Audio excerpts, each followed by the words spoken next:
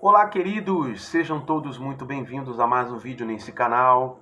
Para você que ainda não me conhece, meu nome é Josué Aleph, sou pastor Josué Aleph, da Igreja Apostólica Atos 2, e juntamente com a minha esposa, pastora Vanessa. Você que já é inscrito no canal, muito obrigado. Gente, já chegamos à marca de 200 inscritos aqui no canal. Eu estou muito feliz por isso, viu? Obrigado pela sua confiança. Obrigado por permanecer aqui, por acreditar nesse ministério. Você que puder ofertar, oferte. R$2, R$1, vai me ajudar bastante para que eu possa comprar materiais para melhorar a qualidade aqui dos estudos. Amém, queridos? Vamos lá. Hoje eu vou falar, tá? Hoje eu vou falar sobre como se fortalecer no poder de Deus durante o jejum. Como se fortalecer no poder de Deus durante o jejum. Amados, esse programa é um programa Escola de Profetas. Inclusive, todos esses vídeos que você vê aí estarão lá na playlist Escola de Profetas. Esses vídeos estarão na playlist Escola de Profetas, do qual você poderá desfrutar de outros vídeos que também estarão lá. Tá legal? Eu só peço a você que deixe o seu like para que a plataforma possa entregar mais vídeos para as pessoas aqui dentro da plataforma. Tá legal, querido? Vamos lá. Alimente-se espiritualmente. O que você faz quando está em jejum? Veja, 2 Samuel, capítulo 12. Davi sofria com a doença do seu filho, com Berseba. Desesperado, ele implorou a Deus para que salvasse o seu filho. Ele ficou sem comer 3 dias e passou a noite prostrado diante do Senhor em oração. Os oficiais do palácio procuraram levantá-lo no chão e fazê-lo comer alguma coisa, mas Davi se recusou. No 7º dia, a criança morreu. Temos aqui um exemplo de o rei Davi quando ele cometeu aquele ato de adultério com Berseba. E ela veio a ter um filho do rei Davi. Porém, a criança veio a enfermar, A criança enfermou, teve uma enfermidade, e essa enfermidade a Bíblia não menciona. Não há nenhum registro sobre que tipo de enfermidade. Há conjecturas, amados, do que pode ter sido essa doença. É uma doença que levou à morte dessa criança após 7 dias. Porém, Davi, ele jejuou durante esses 7 dias.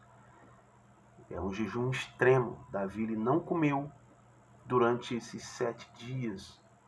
Davi negou-se a exercer a sua função, apenas em oração esteve durante esses 7 dias, pedindo a Deus para que Deus curasse o menino. E depois de 7 dias, o menino veio a falecer. E eu vou falar aqui agora, pegando esse gancho de Davi, de quais tipos de jejuns alguns personagens da Bíblia fizeram e os seus motivos. E este jejum de Davi, do rei Davi, é um jejum de perdão. Você encontra isso lá no livro de 2 Samuel 12, verso 16 ao 18, quando Davi ele jejuava e pedia a Deus um sacrifício para que Deus curasse o seu filho. Eu não vou entrar nesse contexto aqui, porque muita gente iria se escandalizar se eu entrasse num contexto mais profundo. Muita gente iria dizer, mas como Deus permitiu?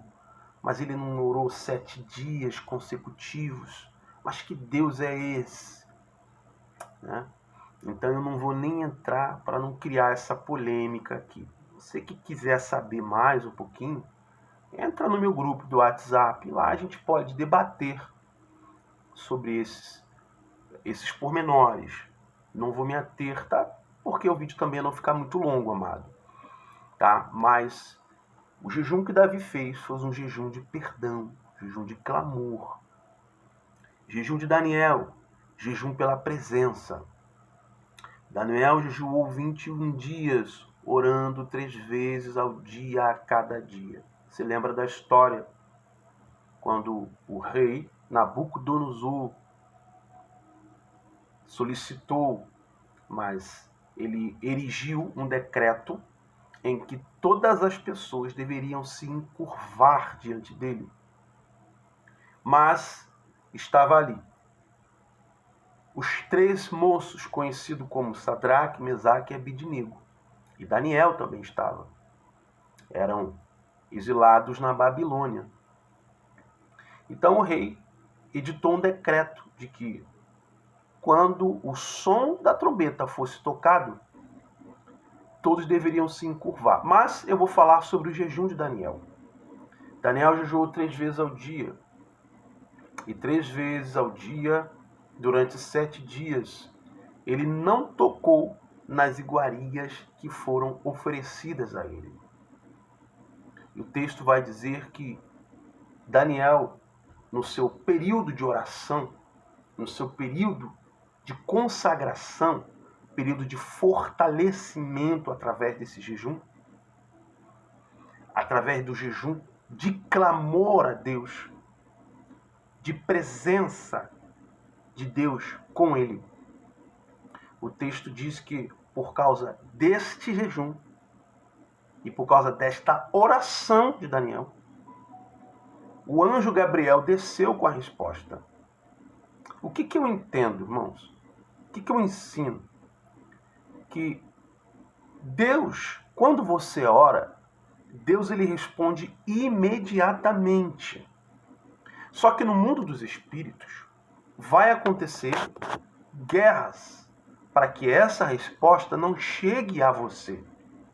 E a Igreja do Senhor, ela precisa aprender e entender que as guerras que são travadas não são nesse campo físico aqui. São guerras espirituais. De modo que quando você está orando no Espírito.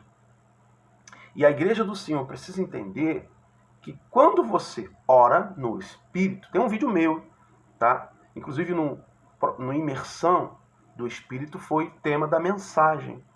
No último Imersão no Espírito que nós tivemos, foi tema da mensagem. Foi profundo, irmãos, profundo. Demais, demais, demais. Nossa, pena que eu não consigo gravar, irmãos. Eu não tenho tanto recurso assim. Mas eu creio que com a sua ajuda eu vou conseguir obter recursos para poder comprar uma câmera legal, comprar um CPU legal, comprar um celular legal, onde eu possa melhorar a qualidade da oferta a você dos conteúdos, das matérias, dos vídeos aqui, em nome de Jesus de Nazaré. Amém? Então você precisa entender que quando você ora em espírito.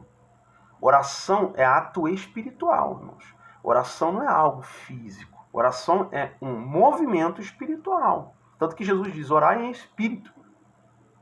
Andar em espírito para não satisfazer as concupiscências da carne. Por que Jesus fala em espírito? Por quê?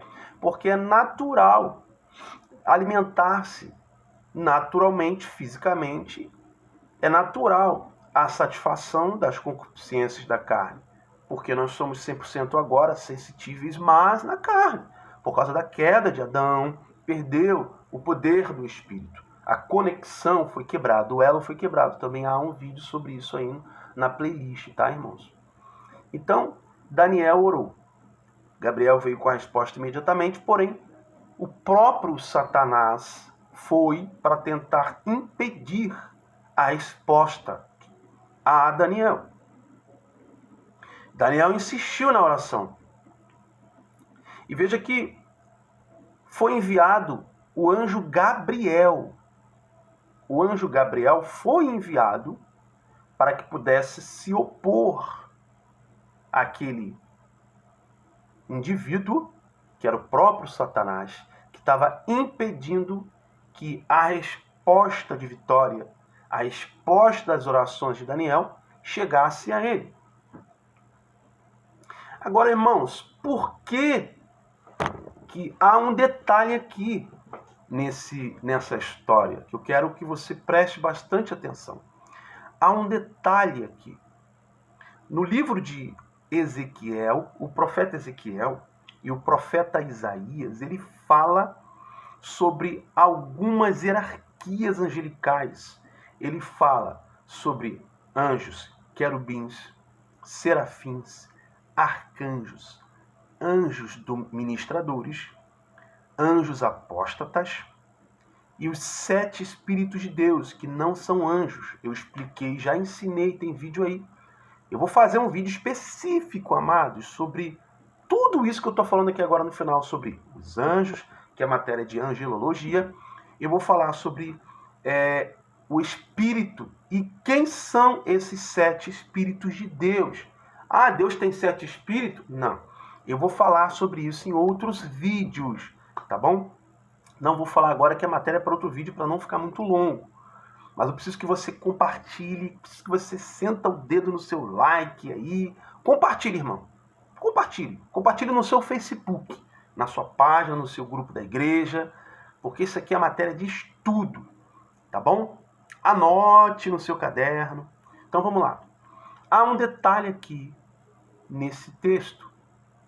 Veja que a Bíblia diz que, no livro de Gênesis, quando Deus arrancou, expulsou Adão e Eva, o primeiro homem e a primeira mulher criada, quando Deus expulsou, Deus colocou um querubim, Deus não colocou um anjo, Deus não colocou um arcanjo, Deus não colocou um serafim, não. Deus não colocou um espírito dominador, um espírito ministrador, não colocou 7 espíritos, não. Deus não colocou essa categoria de anjos para guardar o jardim do Éden. Vamos ver aqui no texto, vou abrir o texto aqui e vamos ler junto o que está escrito lá no texto. Vamos lá.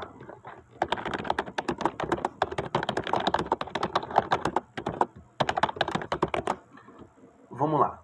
Gênesis 3, verso 24. O que está escrito lá? Vamos ler. Gênesis 3, verso 24. Gênesis 3, verso 24. Vamos lá. Vamos relembrar o que está escrito lá. Qual foi o anjo que Deus colocou, tá?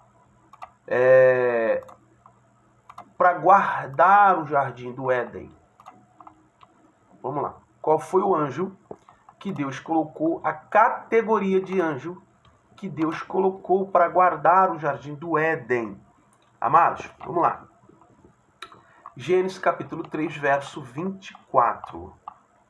Assim ele expulsou o homem e colocou no leste do jardim do Éden querubins. A palavra querubins está no plural, significa que é mais de um. E uma espada flamejante. Veja que ele colocou uma espada flamejante.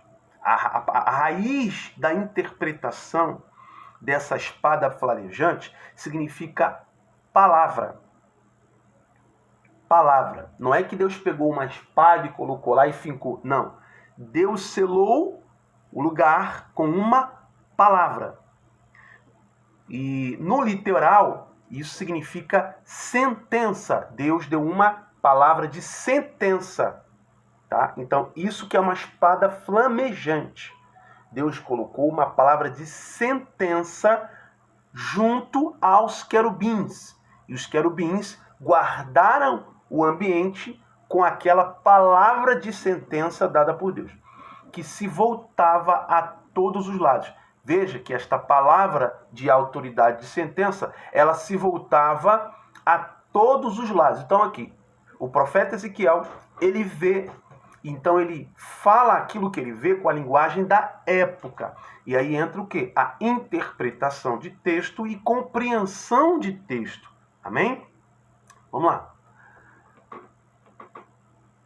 Que se voltava a todos os lados para guardar o caminho para a árvore da vida. O interesse de Deus era guardar a árvore da vida para que Adão e Eva não tocassem.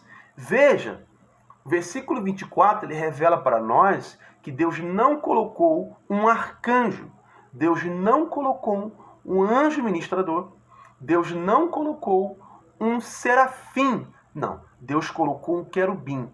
Logo, eu entendo que quando Miguel vem, Miguel ele fala a seguinte frase, vamos buscar lá qual foi a palavra que o anjo Miguel disse para Satanás e o porquê que ele não lutou contra Satanás. Lá no livro de Gênesis, a respeito do corpo de Moisés. Lembra dessa história? Lembra dessa história? Sobre o corpo de Moisés? Então, eu estou falando a respeito da oração de Daniel. 3 vezes ao dia a oração de Daniel. Satanás também foi se opor à oração de Daniel. Então, lá no texto diz que o príncipe da Pérsia, que é óbvio, entendemos como sendo o próprio Satanás ali, que foi se opor. E aí eu faço aqui um contraponto, ligando essa história, mais uma vez, que é muito parecida, né, com a morte de Moisés, e quando Satanás ali disputou o corpo de Moisés, por que ele não ousou pronunciar palavras de maldição e não ousou lutar contra Satanás na disputa ali do corpo de Moisés? Vamos lá. Veja, qual foi a palavra, qual foi a frase, tá? Que Miguel disse a Satanás ali. Você vai ver agora comigo. Tá? Qual foi? A Judas 1:9. Você vai ver isso lá no livro de Judas 1:9. Irmão, isso aqui é um vídeo para live, tá? Porém, como eu não estou conseguindo gravar live por causa do meu celular, eu expliquei para os irmãos aí, né? Essa questão minha dificuldade. Muito ataque, vocês não fazem ideia. Muito ataque. Esse último agora é o meu aparelho celular. Tudo para eu parar de fazer os vídeos. Judas 1:9 diz o seguinte, ó, contudo, nem mesmo o arcanjo Miguel, quando estava disputando com o diabo acerca do corpo de Moisés, ousou fazer acusação injuriosa. Acusação de quê, irmãos? Quem acusa alguém de algo, sabe de algo. Entende? Aqui há uma conexão de identificação entre os dois. Se conhecem, sabe quem são. Contra ele. Mas disse, o Senhor o repreenda. Irmãos, entenda uma coisa. Há aqui uma identificação de diferenciação de hierarquia. A Bíblia diz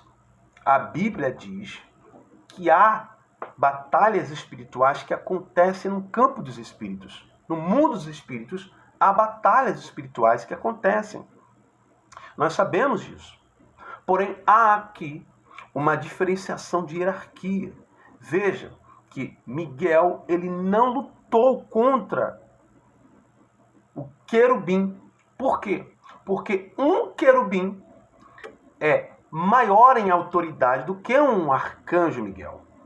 Por isso, Miguel não ousou lutar contra Satanás. Pastor, o senhor quer dizer o quê? Que se eles lutassem, talvez Miguel perderia? Não.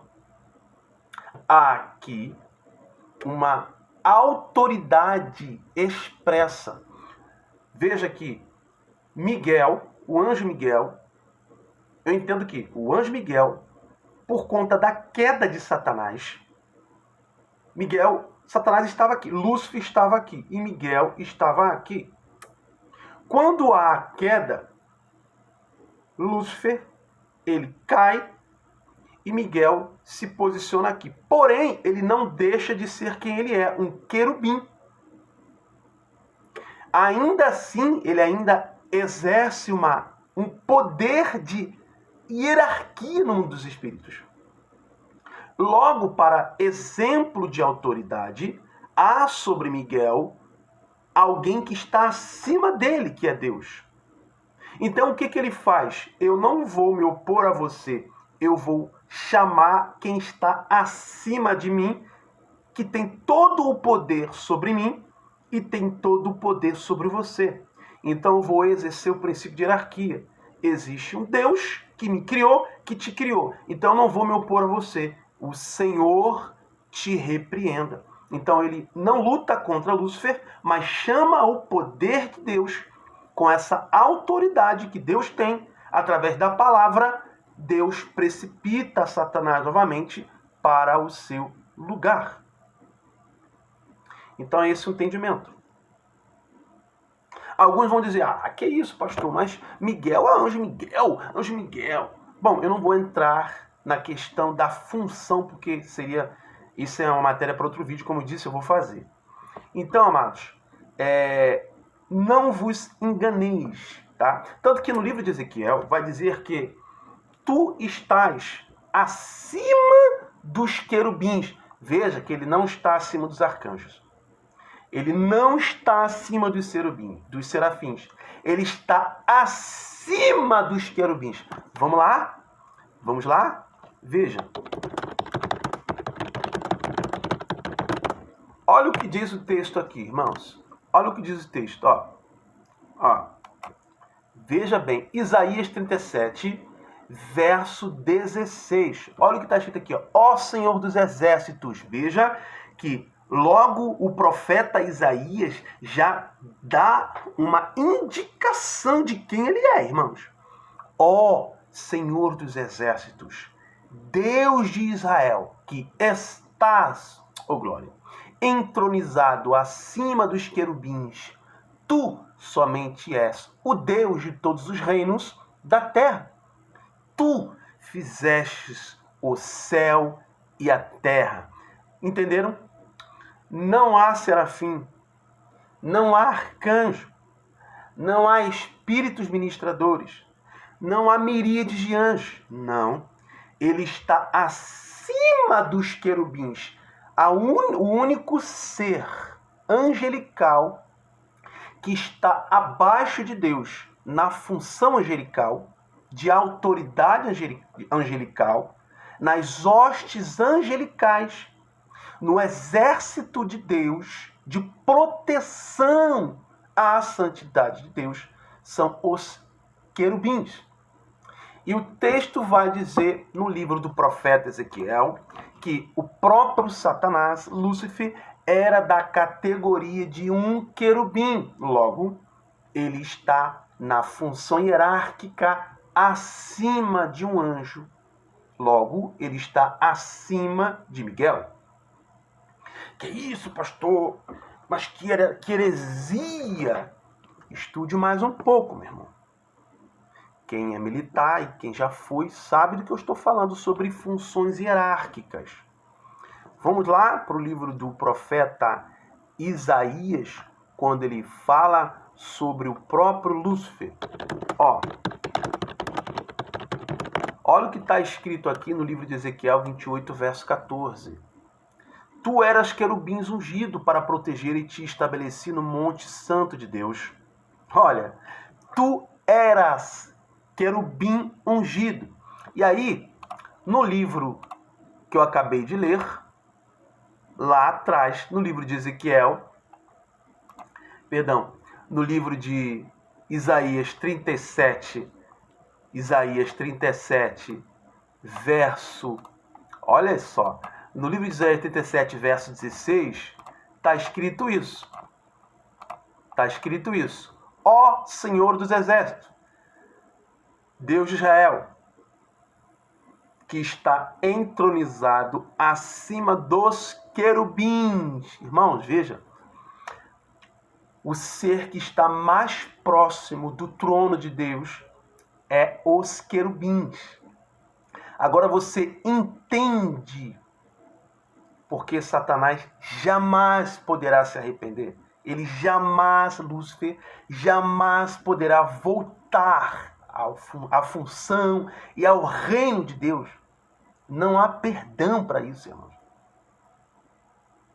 Tem alguns aí pela internet que estão afirmando isso aí. Já assisti vídeos de pessoas dizendo isso, que há possibilidade de Lúcifer se arrepender.